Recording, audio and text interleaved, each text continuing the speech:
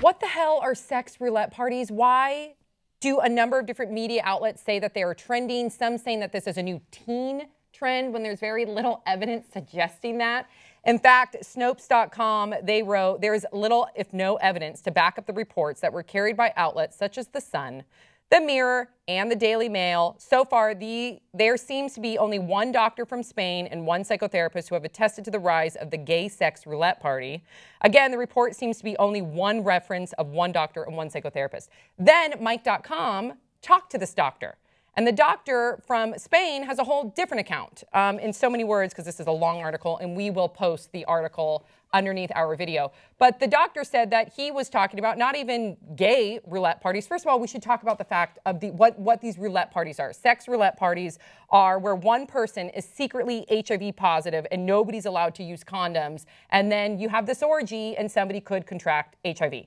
That's what this rumor is. Again, it's a rumor, and this doctor, where people are claiming said this, he is now kind of backpedaling, saying that's not what he meant. He meant that there's chemsex parties where people are taking drugs, having unprotected sex, and that he's seen a rise in STIs. He never once said anything about a sex roulette party. He never once said anything about teens.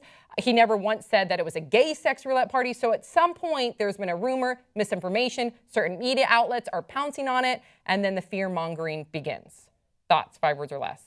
Chinese Whispers, Sex Edition. Glad I've never been invited. This story needs to die. Ouch! Ooh. Severe. It could be very damaging to certain populations. Like it could paint the LGBT population as having these reckless, crazy, gay sex roulette parties. That's dangerous. Saying these things and then reading these reports and reading these articles can really do some damage. Usually, when you hear about like this new trend in parties, you'll hear it and go like, I see why that's popular. Like it was like the rainbow thing where like the girls would put different lipstick on, and we don't even know if from the guy's perspective, I'd be like, but like I get the part why you would invent that idea and people would believe it because it's so crazy, and secretly in the back of your mind be like, are you kidding me? That sounds amazing.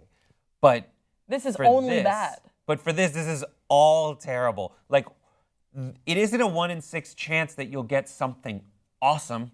It's a 1 in 6 chance that something terrible is going to happen. They're stigmatizing HIV, and they're stigmatizing, in my opinion, gay sex. It's really dangerous. It's irresponsible reporting, and I'm glad that Mike.com did contact this doctor, because who goes public with this crazy story, this major headline story with one source? Well, there's a little bit, here's the thing, there's some information about that. Okay. We don't have all the information, but this can kind of give you some clarity on how a tiny story can get blown up out of proportion, and then people glob onto it, and then they're reporting misinformation. So there was a case years ago, I want to say almost a decade ago, where it was called bug chasing. And bug chasing, again, it was a rumor. There were documented a couple of not mentally well, and they were gay, not mentally well gay people who were trying to contract HIV, okay?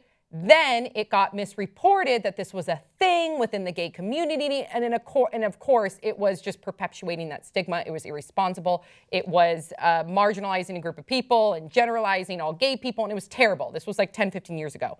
This, I guess, has somehow still had a life online, and according to this article on Mike.com, people believe that kind of has translated into like a new rendition of this gay roulette sex party.